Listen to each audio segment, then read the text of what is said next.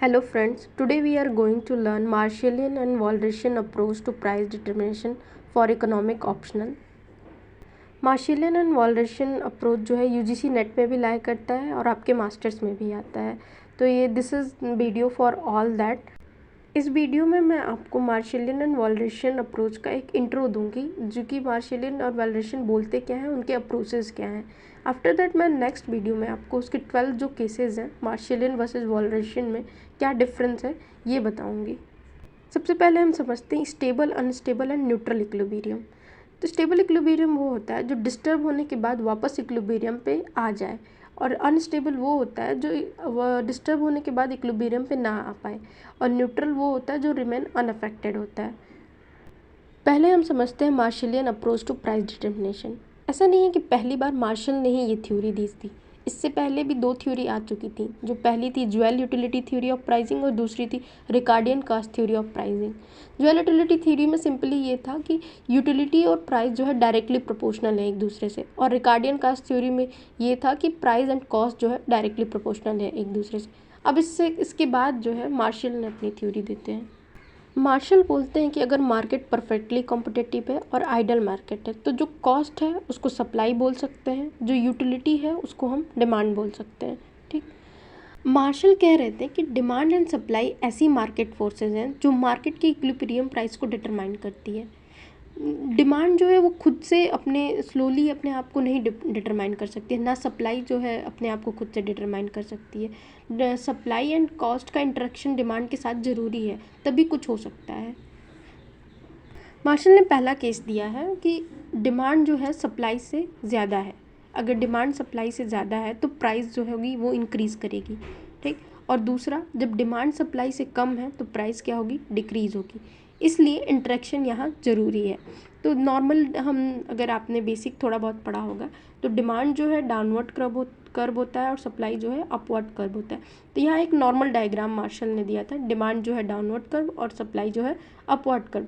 ये दोनों अगर जहाँ इंटरेक्ट करते हैं उसको वहाँ पे हम क्या कहते हैं, इक्विलिब्रियम। ठीक है, प्राइस डिटर्मिनेशन के लिए इन दोनों का इंटरेक्ट करना बहुत ही ज़रूरी है। सेकेंड, मार्शल का मानना है कि जो सप्लाई कर्व है वो 3 तरीके का हो सकता है, अपवर्ड, डाउनवर्ड और हॉरिजेंटल। ठीक है, और other depend on law of cost.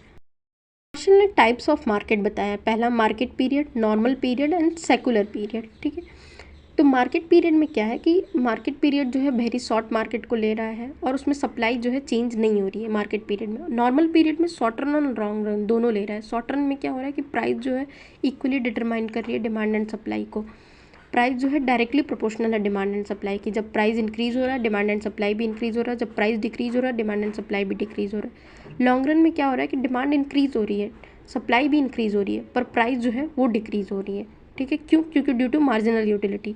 आपने मार्जिनल यूटिलिटी तो बेसिक्स में पढ़ा ही होगा। मैं यहाँ मान के चल रही हूँ कि ये वीडियो वही देख रहे हैं जिनका बेसिक्स क्लियर है, बिकॉज ऑफ जो इकोनॉमिक ऑप्शनल ले रहे हैं उनको बेसिक्स तो पता ही होंगे। फिर जो है इसमें लॉन्ग रन में 3 आता है, law of constant cost, increasing cost and diminishing cost.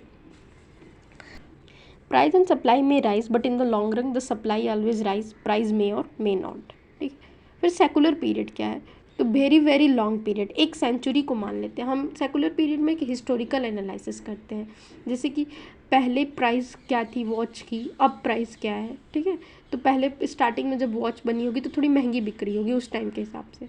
अब जो है वॉच की प्राइसेस डिक्रीज़ हो गई हैं। जैसे कि गोल्ड बढ़ती है, मतलब पहले गोल्ड की कीमत क्या थी, गोल्ड के सिक्के हम यूज़ करते थे, अब गोल्ड की कीमत क्या हो गई है।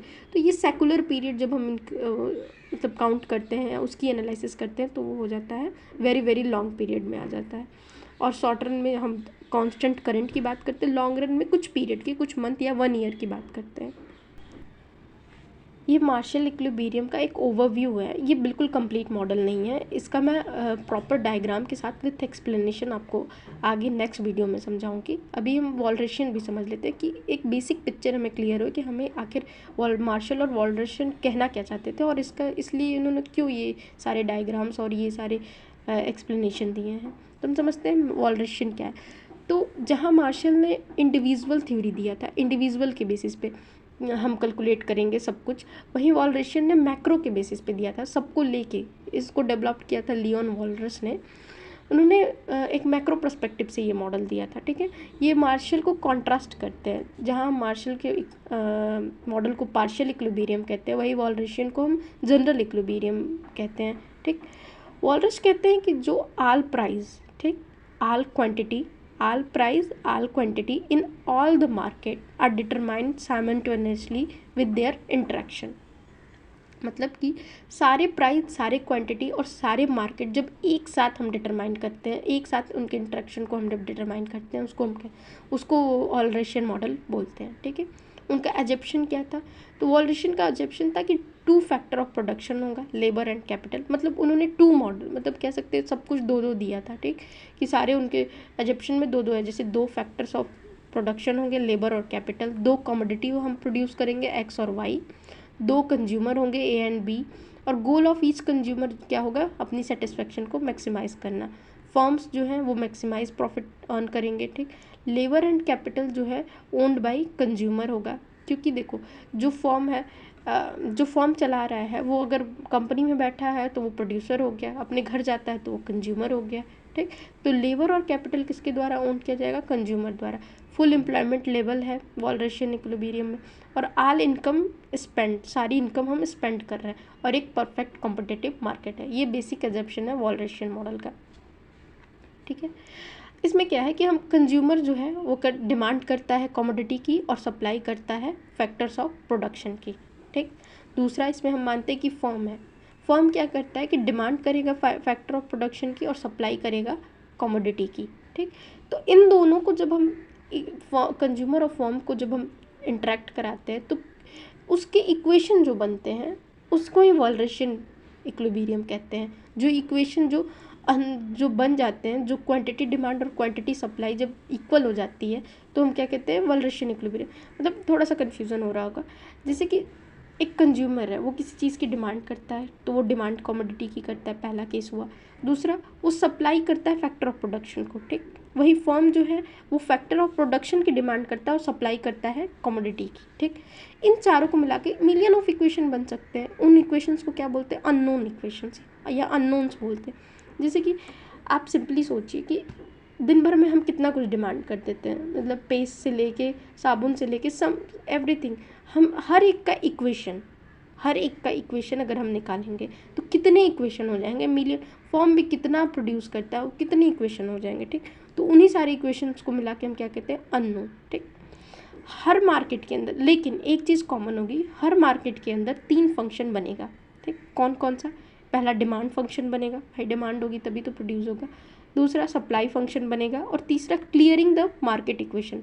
मतलब क्लियरिंग द मार्केट इक्वेशन का मतलब है जब फैक्टर ऑफ प्रोडक्शन जो है अपने पूरे फुल एम्प्लॉयमेंट पे होगा तो वहाँ पे क्या बनेगा? क्लियरिंग द मार्केट इक्वेशन, ठीक। और इक्विलिब्रियम तो हम जानते हैं कि जब डिमांड और सप्लाई इक्वल होता है तो क्या बनता है? इक्विलिब्रियम। ने सिंपली ये बोला था कि मतलब एक कंडीशन है जो कि नेसेसरी है बट सफिशिएंट नहीं है, कि जितने अननोन इक्वेशन बनेंगे उतने ही इंडिपेंडेंट इक्वेशन होगी, तो वहाँ पे क्या हो जाएगा? वॉलरेशियन इक्विलिब्रियम।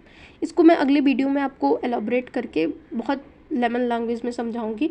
इसका पूरा मॉडल का क्या है, इसका एजप्शन क्या है, इसके 12 जो केसेस बनते हैं, 12 जो केसेस बनते हैं कि डिमांड फ्लैटर है, डिमांड स्टीपर है, ठीक है, स्टेबल और अनस्टेबल कब होंगे, मार्शल और वॉलरेशियन, मेनली अब वहाँ जाके हम पढ़ेंगे।